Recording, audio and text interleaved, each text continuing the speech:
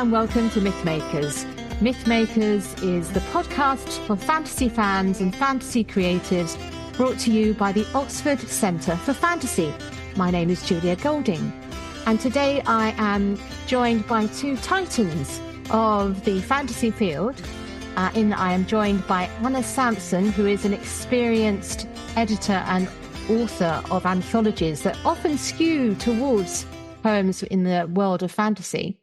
And also by, hardly needs an introduction, by Chris Riddell, who is, there are so many things I could say about Chris, but let's just say he's previously the UK Children's Laureate in 2015 to 17, and he's won a huge number of awards.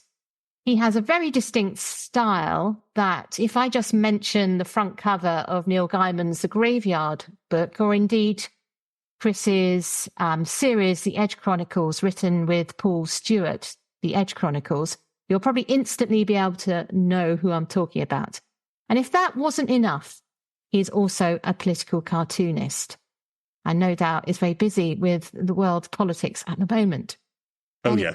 Yeah. Welcome both to the podcast.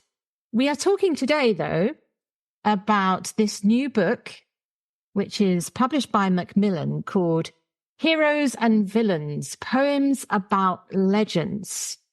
So before we start talking about this particular collection, I was wondering, as you're collaborating on a poetry compendium together, do you have a particular poem that you came across as a child that you've carried along with you in your own little anthology inside your head? I've got one, which I can share with you, but let's hear what you come up with. Well, I've got one instantly, and that goes back absolutely to my childhood. And that is possibly the greatest fantasy poem ever written. And that is The Jabberwocky. Yeah. At the beginning of Alice Through the Looking Glass, there it is, read in mirror writing. And what beguiled me completely was the fact that it seemed to make no sense, and yet I understood it. And it was that sort of alchemy that fascinated me as a child. 'Twas brillig and the slithy toads did gyre and gimmer, it just wonderful, evocative words that sort of didn't mean anything, except maybe in an imaginative way. And it spoke to me as then a sort of, a young child who enjoyed drawing. It spoke to my visual imagination. And I think fantasy often does that, the creating of worlds we wish to inhabit, we want to visualize. And that, I suppose, began my illustration journey. That is perfect. I imagine you must have drawn the Vorpal blade going snicker snack in your textbooks. Yeah. How about you, Anna? Obviously, huge numbers of poems now, but what was the one that you thought of when you were younger that, lit your imagination? As soon as Chris said Jabberwocky, I realised that, of course, all of the Alice poems are there really from very early. I mean, will you walk a little faster instead of waiting to a snail? I say that to my kids all the time when they're walking what I consider to be very slowly. So definitely the Alice poems. But I think the one that I really remember is The Lady of Shalott. Oh, yes. It just seemed so kind of beautiful. And I think I was very excited that it was very long. I must have read it at an age when, that seemed like genuinely a sort of epic. That seemed like Paradise Lost to me. It seemed very, very long. I think the idea of Camelot comes so beautifully to life from that. The other one, and it's not a fantasy one, is the Robert Louis Stevenson Bed in Summer, which I think of every year around this time. Winter, I get up at light and dressed by yellow candlelight. I was just thinking about The Lady of Shalott, which appears in your collection. But it's so visual, but it's also so much about the sound. Like one of the perhaps less famous lines, whenever I see a breeze going through willow trees, willows whiten, aspens quiver, breezes dusk and shiver, it immediately clicks in my brain. I agree. These are such great poems you've chosen. And if anyone listening hasn't read them, immediately stop, put pause on and go and read them. Thank you, Chris. For those of you who are watching the YouTube version, again, it might well be worth following this particular episode on the YouTube version, because we're going to have Chris doing some illustration for us, and he's showing the beautiful illustration for I think it's an extract, isn't it, of the lady? It's extracts, yes. We couldn't fit it all in. Yeah. Which I was a shame, Anna, but you gave me the absolute best bits. And we Good. had a very brief conversation before we started recording about lockdown. And I suppose the Lady of Shalott is the ultimate sort of person in lockdown. And she sort of sees the world, as many of us do and did during the lockdown, through the prism of a I would have thought, a screen. For her, it's the mirror. And so she sees people coming and going through the mirror from the outside world. And it's only the breaking, when she finally sort of, breaks free, and the mirror in that wonderful line sort of cracked from side to side, and she emerges. And then we have the sort of ultimate sort of final sort of line delivered by Lancelot that's so beautiful. So it's a deeply romantic poem. So being, as well as being deeply Gothic, I think. Yes, there's so much mystery in it. We don't know how she ended up there or why she's there. There's sort of so much happening around the frame of the story in the poem. She left the web, she left the loom, she made 3 paces through the room. I mean, it's all in the head, just ready to come out. I better stop, because there's a lot more in there. So that was the child version of you and your relationship with poetry. And Chris, you said that you found that the Jabberwocky kind of helped you become the illustrator that you have since become. But for someone listening who is wanting to follow in your footsteps, how did you get there? What happened to that little boy to get him to be such a well-known illustrator? Oh my goodness. Well, who knows is the unhelpful answer to that. I suppose a more helpful answer is that I was an inveterate reader, and so I read Tolkien, and I read C.S. Lewis, and I read Ursula Le Guin, and I read a lot of sort of fantasy that was just perfect for illustration, and I attempted to illustrate the books that I read. So I remember sort of drawing the Battle of the Five Armies when I was in sort of, year 6, having read The Hobbit and being inspired by it. The other thing I did was I went back to the illustrated books that I loved and would find illustrations that really spoke to me. And I would attempt to copy them. And sometimes copying gets a bad name, but I think it's a great way to analyze how images are made, and particularly illustrations in books, can tell you a lot by careful sort of perusal, and certainly by sort of attempting to recreate the effect that the illustrator has got. So I used to almost obsessively draw the white rabbit from the frontispiece of Alice in Wonderland, because there was something magical about the way the artist, John Tenniel, conveyed both the character of the rabbit without losing the essential rabbit nature of the character. So there was this, and it was something about the eyes, something about the stance. And I would draw this, and then I would discover the foliage in the background. I would discover the way that Tenniel drew the folds in the jacket. And this just entered my visual imagination. And the great thing about copying is that once you've copied, you can then put that away, but it lives in your visual imagination. So it's a great way to learn. And so I would say sort of, go along to a gallery, get one of those little stools that you often see sort of by the reception. I see far few people sort of doing this, but take a little stool, take it to your favorite exhibit, sit down with your sketchbook, copy something beautiful just for half an hour, and you'll find you'll take that away with you. Yeah, and what I find really interesting about that idea of copying is that there is a stage in writing about that too. I think Anna will probably agree with me that certainly young writers at school, but also new writers who, as adults, there's no harm at all in doing your fan fiction or your homage to, I don't know, Doctor Who, whatever it is, because you are learning how plots are put together. You're learning voice, you're learning style, you're learning characterization. What could happen to this character? No, that's outside what they would be like. You're learning, colouring in. in a sense. But it's such Anna, a huge, I was going to say, Anna, isn't that how poetry anthologies work in exactly that way? Yes, I mean, the idea is that you have a buffet of poetry and you sample all of those different styles. And you can go away, obviously, and explore them more fully if there's something that really strikes a chord with you. But I mean, I do think for any kind of writing, I think everything starts with reading. I'm always incredibly shocked when you meet someone who says, oh, I've written a book. And then you say, oh, and what do you like reading? And they say, oh, no, I don't really read. And you think, your book is bad. I'm sorry. We know that.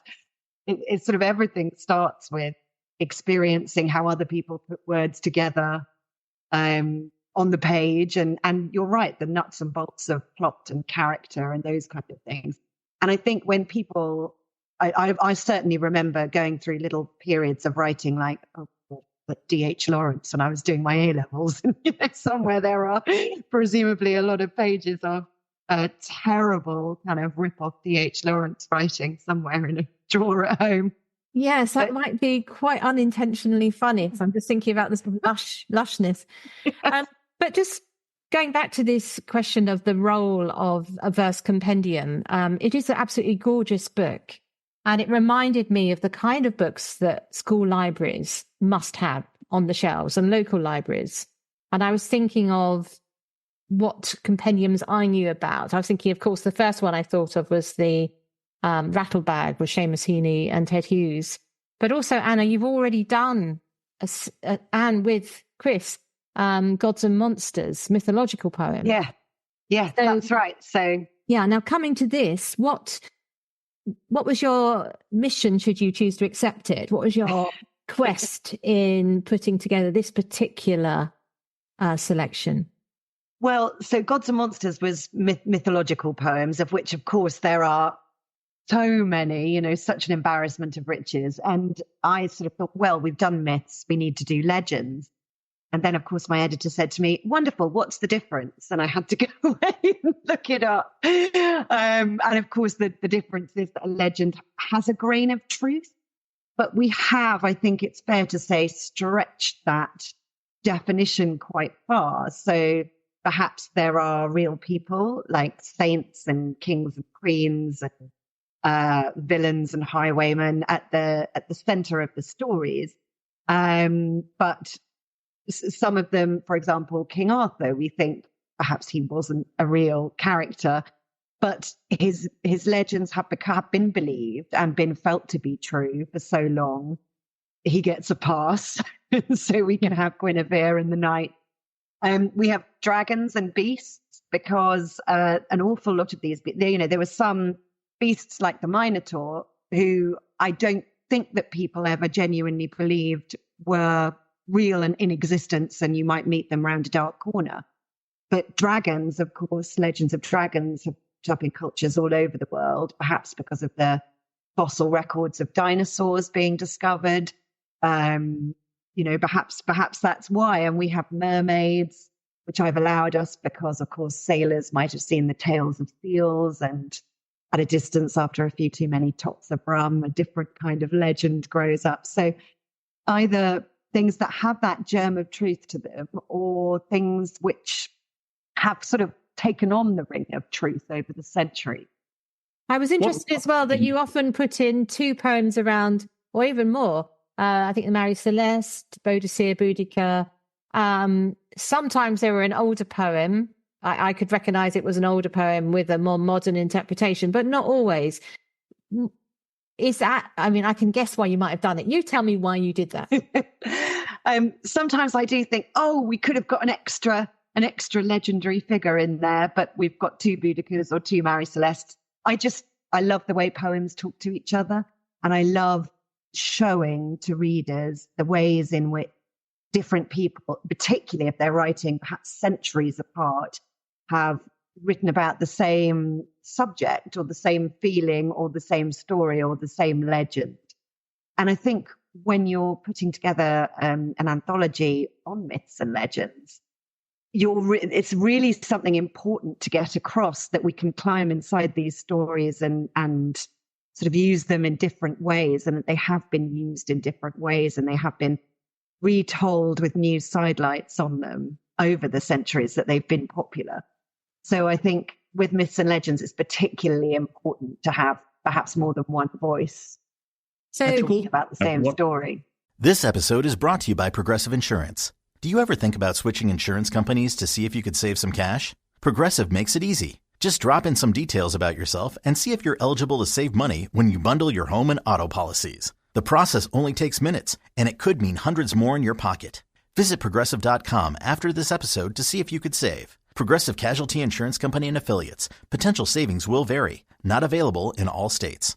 I think also, Anna, what I enjoy about your anthologizing, if I may sort of coin it, is the way in which poems can sort of collectively take you on a journey. And so I love the proposition of heroes and villains. So throughout this collection, I was sort of surmising, this is a villainous character. This is a hero. This is a sort of, a situation I wouldn't want to be in because of this character. This is a situation that is entirely wonderful because there's a saintly figure doing something great. So it was the way in which, the different figures come together. But I turn this page for those watching on YouTube. There is a wonderful poem called Hush for the Forvey Witches. And it has two sisters who have obviously been sort of ostracized by the sort of puritanical sort of authorities in Scotland in the sort of 16th century. Now, heroines, heroes, yes, to a certain extent, but sort of the situation they're in, I think, is fascinating in this passage of the anthology. The way that one goes from sort of witches to Earl Cassilis's lady to a wonderful one of a wise woman turning into a hare. So these are different ways to look at heroes and different ways to look at villains, I think, through the poetic form. I think that, for me, overall, that was the thought journey I enjoyed the most. Although I did enjoy finding saints mixed in with them all, because so many legendary heroes from the past were saints, and we tend to, on the whole, drop them out of the discussion because of, multi-faith world and all that. It's easier to talk about King Arthur. And the one, is it St. Kevin? And his blackbird. And his blackbird. Oh, I mean, that's just a fabulous poem. It's Seamus Heaney, I think, isn't it? But it's going to be really tough, Anna. But do you have a favourite poem that you'd like to share with us? So I never choose a favourite. Never. One that you'd like to read, then. I always resist that. And Anna, I must ask you to give me a page number as well, so I can turn the page. Yes. Everybody go over to YouTube because it's really a treat. Should we do If, page 242? And if we all turn to our textbooks, 242. Yes, that's right. I've always wanted to say that. So on page 242, so this is in the Beasts section. It's one of the dragon poems, of one of Chris's absolutely gorgeous dragons. And this is called If by James Carter. I choose this. This is my daughter's favorite. She is an aspiring paleontologist. So she thought this was wonderful. If dinosaurs were real, then maybe dragons were as well. And perhaps one day they'll find a skeleton beside a craggy cliff, far inside a cave, a backbone and a tail, a jagged skull, and those branch-like bones where the wings would have been, or even a whole dragon, perfectly preserved in Siberian snow, grey-green and scaly, those two top canine fangs just jutting over the jaw, the raging fire of the beast long lost to the deep sleep of the dead, those saggy eyelids closed forever. Wonderful. Wonderful. Thank you. So just before we move on to the illustrations, I just wondered if there was, because it's not just you knew all these already, presumably, you had to go and research your subject. Was there a sort of research gem that you found during? So many. I think that I always start an anthology with a little list of things, and I think, oh, well, we must have that. We must have that. But it's always such a pleasure to discover new things. A lot of the contemporary poems were new to me. And I also just love discovering older poems that I just hadn't come across before. There's a lovely, quite grisly Macbeth poem by Walter de la Mare that I found for this, which I didn't know. And the Earl Cassillis's Lady, which Chris mentioned earlier, by Sylvia Townsend Warner. I really, really love that. And I love the illustration that Chris has done. There's one by Liesl Müller as well. Müller, I'm sure I'm saying that wrong, who called Sometimes When the Light. And I love it when I find sort of a poet that I hadn't heard of before, and I hadn't heard of her, and I discovered that poem and then went and sort of fell in love with some of her other work as well, which wasn't right for this book. It's just an enormous pleasure for me. So yes, there's always lots and lots that I discover. Loads of them are always new to me. Yes, and so, I mean, obviously for people listening, it may be, we've been talking about this being used in a school context, but I would also emphasize that if you're looking for new ideas for imagination, new sort of ways of looking at fantasy, don't restrict your reading. Dip into anthologies, this anthology and others, because for me, I found really exciting the one about the wise woman turning into a hare. Beautifully. Dan Hardwick. Yeah. It was such a beautifully, intensely felt experience. I just thought it was great. Food for thought there. So, would you like to hear it? Yes, I'm going to ask you about your pictures because this is a particularly fine one as well. But please read it. Nan Hardwick turns into a hare. I will tell you how it was. I slipped into the hare like a nude foot into a glorious slipper, pushing her bones to one side to make room for my shape so I could settle myself like a child within her. In the dark, I groped for her freedom, gently teasing it apart across my fingers to web across my palm. Here is where our separation ends. I tensed her legs with my arms, pushed my rhythm down the stepping stones of spine. An odd feeling, this, to hold another soul in the mouth like an egg, the aching jaw around her delicate self. Her mind was simple, full of open space and weather. I warmed myself on her frantic pulse and felt the draw of gorse and grass, the distant slate line at the edge of the moor. The air span diamonds out of sea fret to catch across my tawny coat as I began to fold the earth beneath my feet and fly across the heather. The heather. Thank you. So that was a Cumbrian witch who could transform herself into a hare. And in this one, this is sort of quite a good example, sort of visually, for what one can do when one is illustrating a poem. It's got beautiful imagery in it. It sort of speaks for itself in a sense. So what all one wants, I think, as one is turning the pages, is to stop and see a very large hare, a pleasure to draw. And I enjoy sort of inhabiting as an illustrator the white spaces on the page, and then sort of just getting as close as I possibly can to the text. So Nan is represented just as a sort of disembodied foot slipping into the shape of this hare. So the foot is emerging from the text, and you see it in a sort of spirit form entering this rather sort of quivering and sort of staring-eyed hare. And so compositionally, it allowed both space but also a sort of concentration on exactly what is happening here, the transformation. And that's something I think poetry can give an illustrator. It can give an illustrator a moment, a distillation of a sort of a feeling and a mood.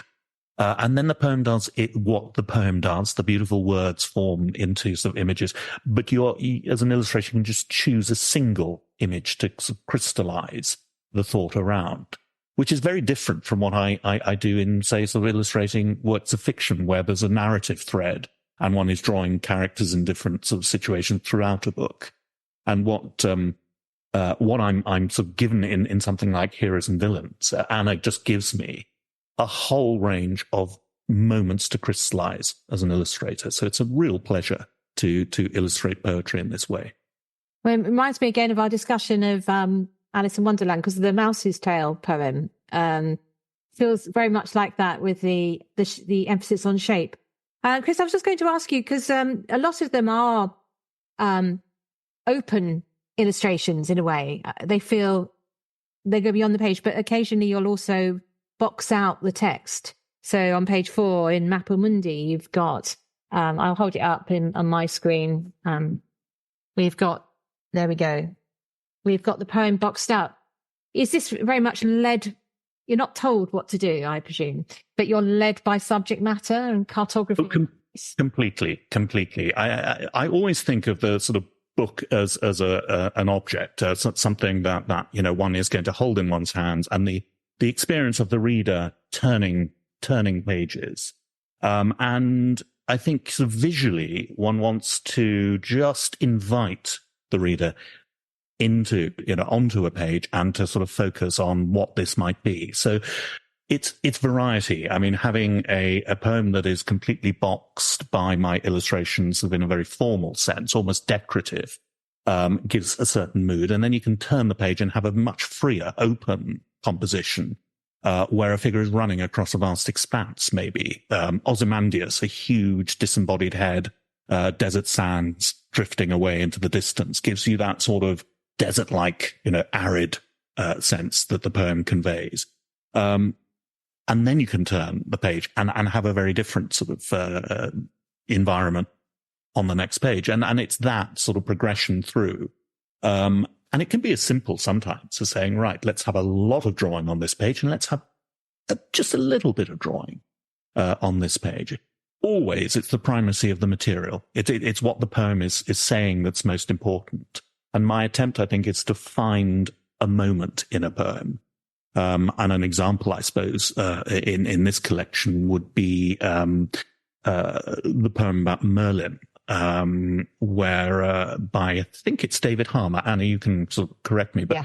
A wonderful poem about Merlin where there's just a single line about Merlin riding a griffin. There's lots of other things in the poem. It's full of detail, but it's a single line. And I thought, well, that's what you want to see on the page. You want to open this page and go, wow, that's a wizard riding a griffin.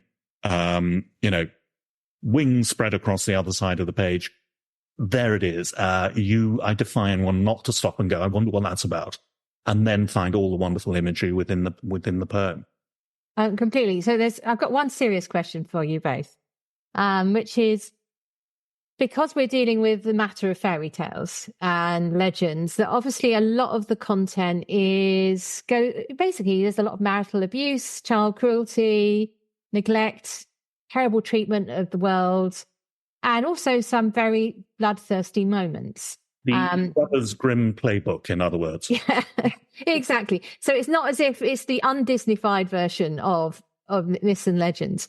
And I just wondered if because this is going to be sitting quite happily on a shelf in a school library somewhere eventually, what are your conversations about this? So, for example, saints' lives, because of the martyrdom of saints, they usually end up in really grisly ways. And it's often, you can go into many a church around the country and see imagery of saints with heads under their arms and all sorts of things. In this case, in the poem St. Margaret of Antioch, you've got the flying head, because that's how she meets her doom in that particular story. I personally think children are fine with this material, but I imagine there is some gatekeeping questions you have in your head when you're drawing and when you're choosing. So what did you make of that? Did you even talk about it? I mean, I certainly would. I agree that I think children can be wildly bloodthirsty and enjoy plenty of sort of heads flying across the room and what have you. And I think that those sort of legendary tropes occur in so many children's stories. I would, for example, with gods and monsters, particularly the Olympian gods are very rapacious towards women. I wouldn't have included anything that was, very explicit on the sexual violence, which is, I would love to do a collection for adults where you could really let rip the darkest and most terrible kind of elements of the myths, because there have been some extraordinarily brilliant poems about them. But no, I wouldn't include anything very, very explicit or particularly gruesome in a collection for children. But on the other hand, a lot of the stories are quite dark. And so we don't shy away from what happens to Margaret of Antioch. And actually, it's also framed in a way where actually it's like a liberation at the end, isn't it? I don't know if you want to read the last verse of that. Chris, have you got it open? I've got it open here. And the invitation to draw a sort of severed head sort of flying through the air was irresistible as an illustrator. But it's interesting. One doesn't necessarily have to be gratuitous about it. You don't have to sort of go sort of hammer House of Horror. There can be a sort of, and sometimes religious art can have that quality, a macabre quality, a contemplative quality, but it can also be very beautiful, even when one is sort of describing sort of terrible sort of events. And this is, Margaret of Antioch being swallowed by the dragon. And so the dragon swallowed me. It was like this. I'd given myself to God and said no to marrying a powerful man.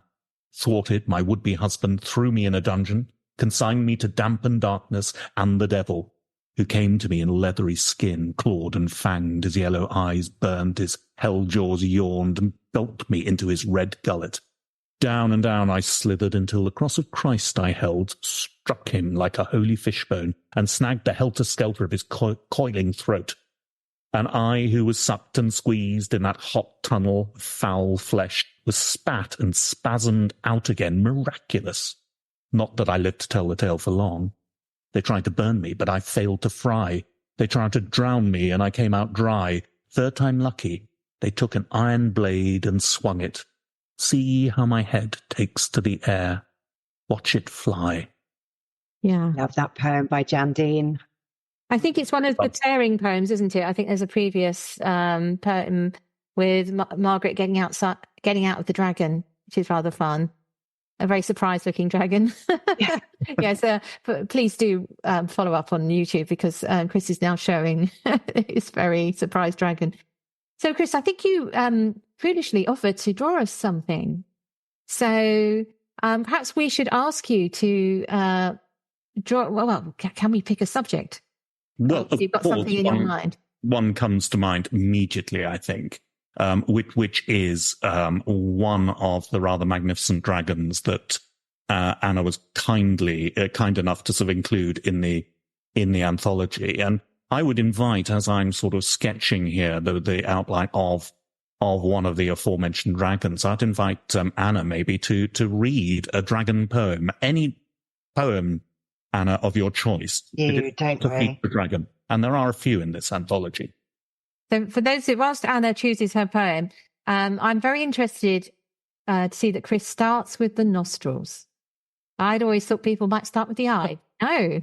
Not always. It depends, but it's a good focal point. I always like a sort of, the coil of smoke that rises up from a dragon's sort of nostril.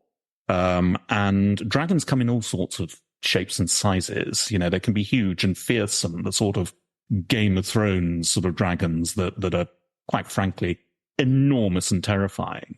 But you can also get sort of small, sort of laconic dragons, the sort of Eastern, sort of dragon that might sort of befriend Mulan and sort of give her sort of cryptic advice. And you can also get sort of rather wonderful English folk dragons that sort of, exist in, in the sand dunes outside a little town and cause problems, and I suspect they're not Game of Thrones style dragons. They're more sort of, I don't know, Alan Bennett style dragons who sort of there sort of causing a little trouble with various sort of locals. And it's that sort of breadth, I think, that I really enjoy. And I don't know whether you found a poem, Anna. I've got The Dragons Are Hiding here, which I love. Oh, perfect. Brian Moses. And I really love this one. To be born a dragon hunter is somehow to know that once, a very long time ago, dragons were not just the stuff of dreams. It was a way for young men to fulfill their destinies, to ride off on horseback seeking treasure. It was, first and foremost, a measure of their courage, the best sort of quest. It was a solitary pursuit, 1-to-1, hunter and hunted, the odds even. Sharp eyes, cunning and surprise all counted. for a lick of flame would be all it took to paralyze. Dragons knew they were young men's quarry. They became elusive, led secluded lives, slept by day, fed at night, easily fled when challenged. Then down the years, dragons disappeared. There were tales, of course, a mountain in Scotland, a labyrinth in Wales, but the trails proved cold. No smoke-blackened caves, no burned-out villages, no graves of would-be dragon hunters. Yet, recently, there were rumours again, the whisper of wing beats in darkness, distant thunder from mountains, a tumult beneath a waterfall where roaring could easily be disguised. Any young warrior out seeking dragons should look again. In slate caverns and abandoned mineshaft, they should travel to the hidden sides of mountains, look beneath devil's bridges and daringly dig to discover the silent secret spaces where dragons might be waking.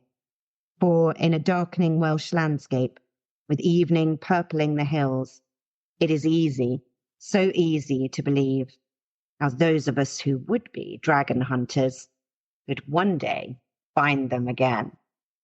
Yes, definitely a would-be dragon hunter in my past. So for those of you who are listening to this, what was happening whilst that poem was being read is an amazing dragon has emerged from hiding out of the white space on the page, thanks to the magic of Chris's pencil. So I'm wondering if we could just have a little practical help for those who are wanting to be a creative or already are a creative, but perhaps wanting to make it something which pays some bills. That's the hard part. So Anna, what you're looking at is people reinterpreting legends in their poetry, particularly the modern poems version of this. Do you have any tips for writers who are looking to use some kind of legend that's already out there, be it Robin Hood or King Arthur or Merlin? What do you think they should be thinking of when they're trying to do something for our today, when they're using existing myths and legends? I think with myths and legends, the best advice is not to be frightened of the source material, I think, because people have been telling and retelling these stories for so many hundreds of years often, that you can get inside them and change the furniture around and sort of make them your own. Because so many people have done that before. That's sort of how they've come down to us, with a little bit of embellishment from hundreds of different imaginations sewn on. So I would sort of advise people to really put their own stamp on those legends. I think they are there to be reinterpreted and reused, and you can discard what you don't need and use what you do, I think. I mean, that's so important, Anna. I think this is, what you do when you're anthologizing, when you're putting these different poems together. You're giving us perspectives. And I think from the point of view of sort of writing fantasy, one of the things I always enjoy is when I get to hear from some of the minor characters who become actually very major in the writer's imagination. Whenever I'm watching sort of, say an epic dramatization of something, I'm always drawn to the guy at the back who maybe is holding the spear, wondering, I wonder what you've seen, the going on. I know the king's up there and he's got a mighty quest going on, but what's it like down in the sort of Camelot kitchen where, frost has set in and, quite frankly, this armor's chafing and, what's the relationship going on between the cook and the sort of, housekeeper, whatever it might be. And I think that's a lovely way in some ways. And I'm always interested in when fantasy sort of brings the aspects of our own reality, to the forefront.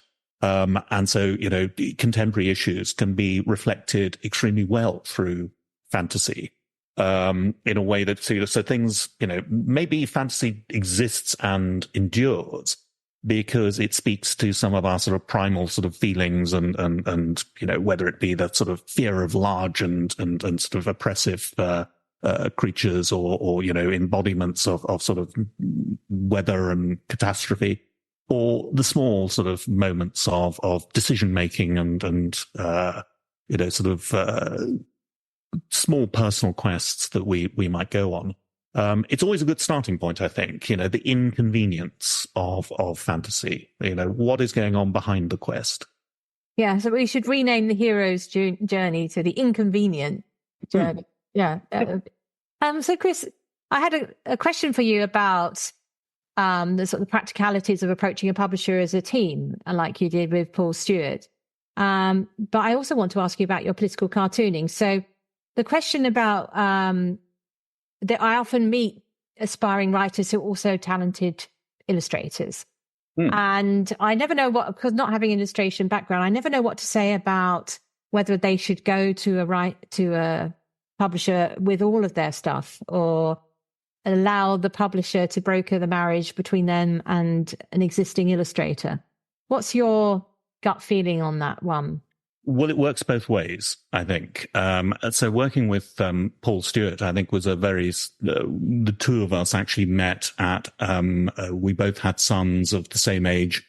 We were at their nursery, and we met sort of, at the nursery gates, as it were, and started to talk about the mutual sort of books that we enjoyed, and realized we loved C.S. Lewis and Tolkien and Ursula Le Guin. And, so there was a lot of shared stuff.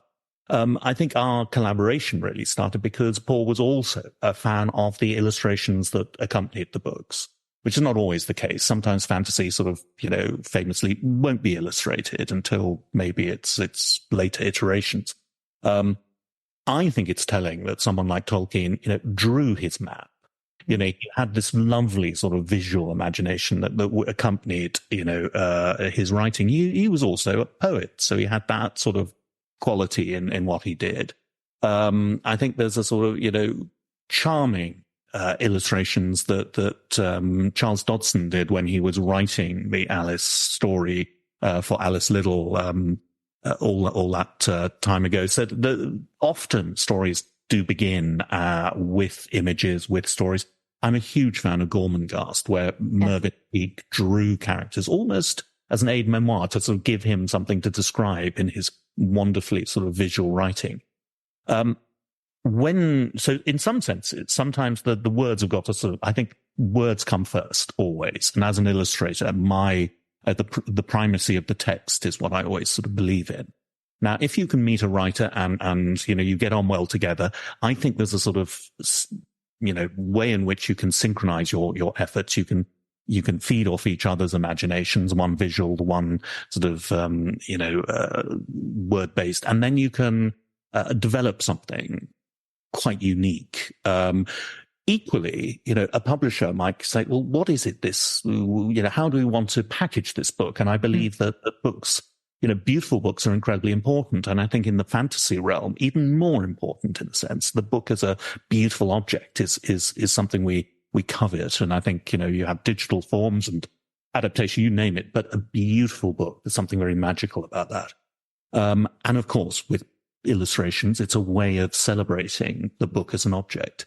And so I believe also publishers can ask illustrators to come in and lend their magic to the, what is already a sort of wonderful text.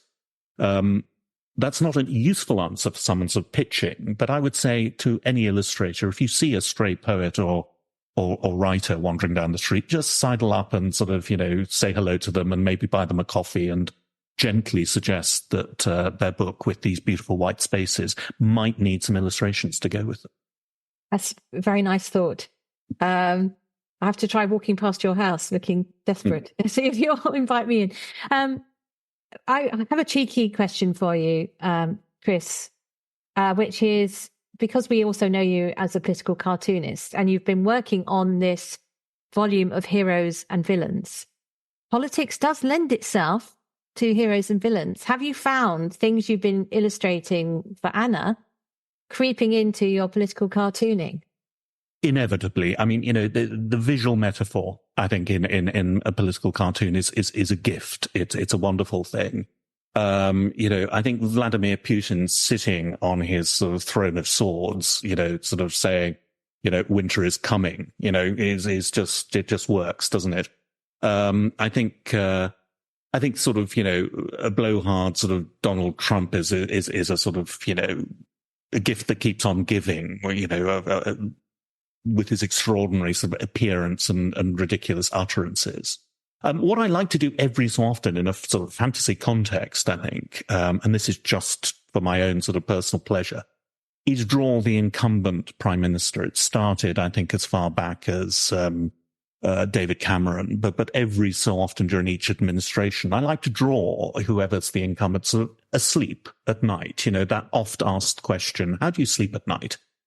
I'd like to address that, a figure, Cameron or Theresa May or Rishi Sunak or now, Keir Starmer, lying asleep at night, duvet pulled up close over their sort of chins, and visiting them in a sort of, Christmas Carol style will be the problems of the day, which can be characterized, as fiery dragons or hideous trolls or appalling sort of figments of Tolkien's imagination, standing there sort of prodding them with pitchforks or breathing sort of down their necks.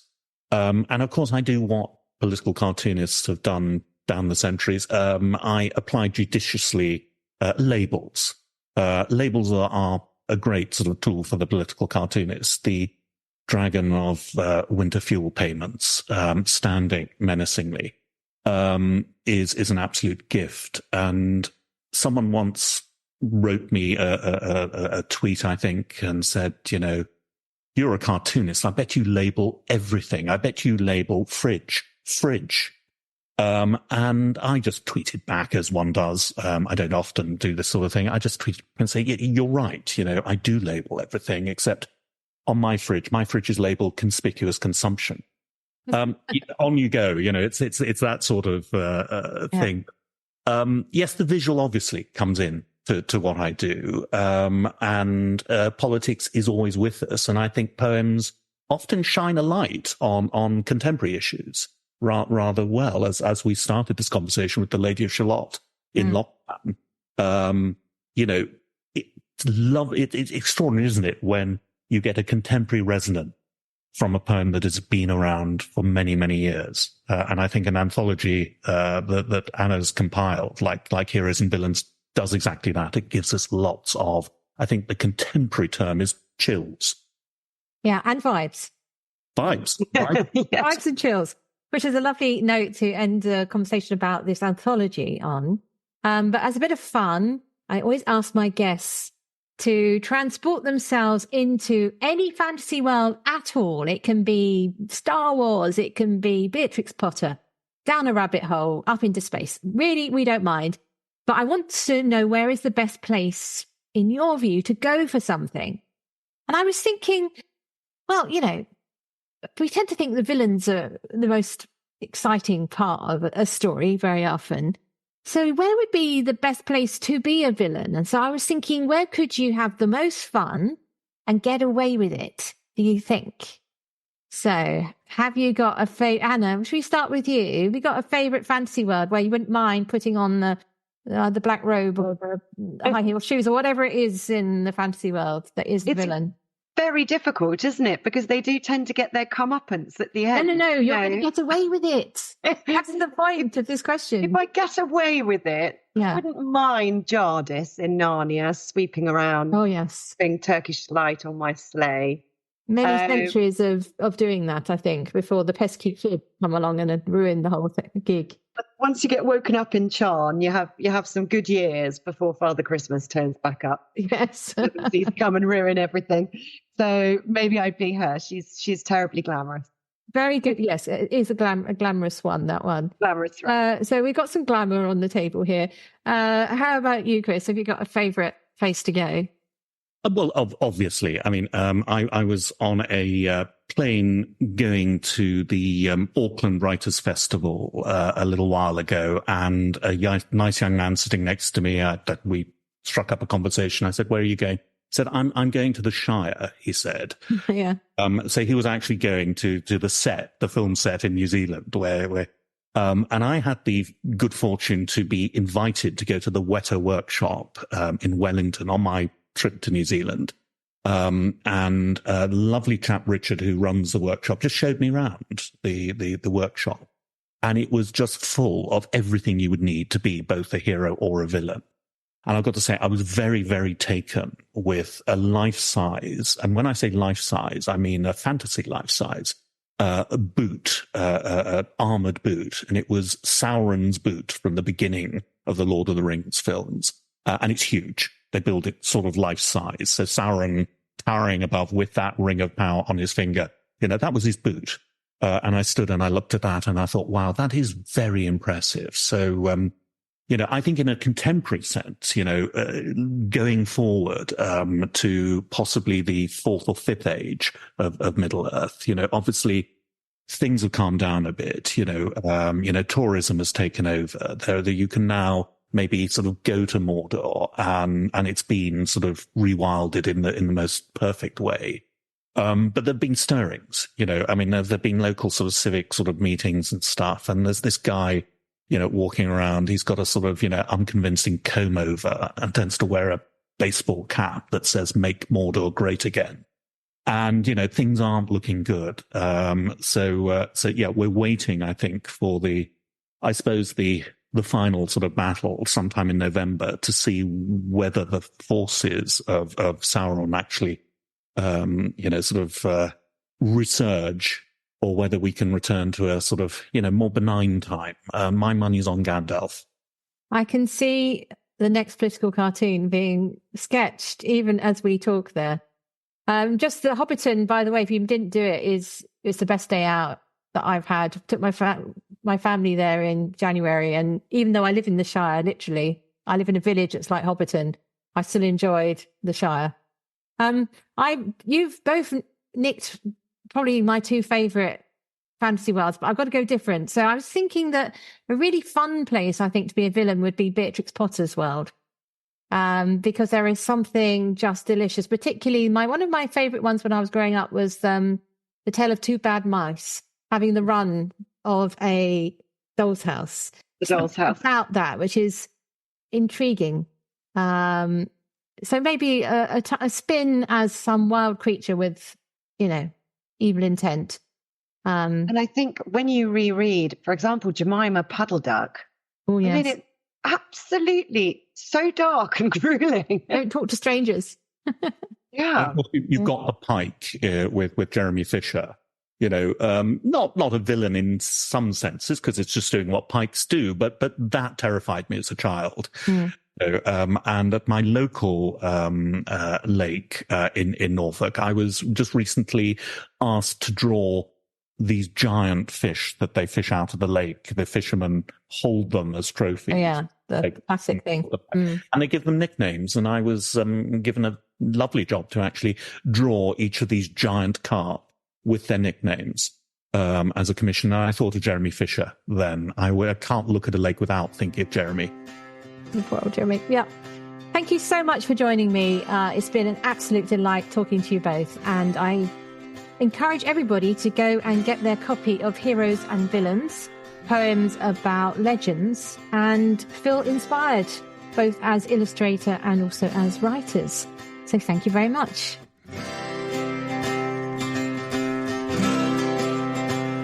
Thanks for listening to Mythmakers podcast, brought to you by the Oxford Centre for Fantasy. Visit oxfordcenterforfantasy.org to join in the fun. Find out about our online courses, in-person stays in Oxford, plus visit our shop for great gifts. Tell a friend and subscribe wherever you find your favourite podcasts worldwide.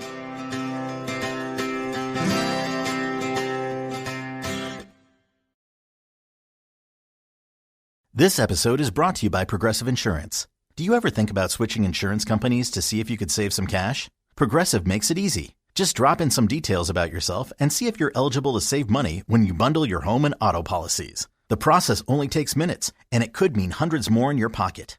Visit Progressive.com after this episode to see if you could save. Progressive Casualty Insurance Company and Affiliates. Potential savings will vary. Not available in all states.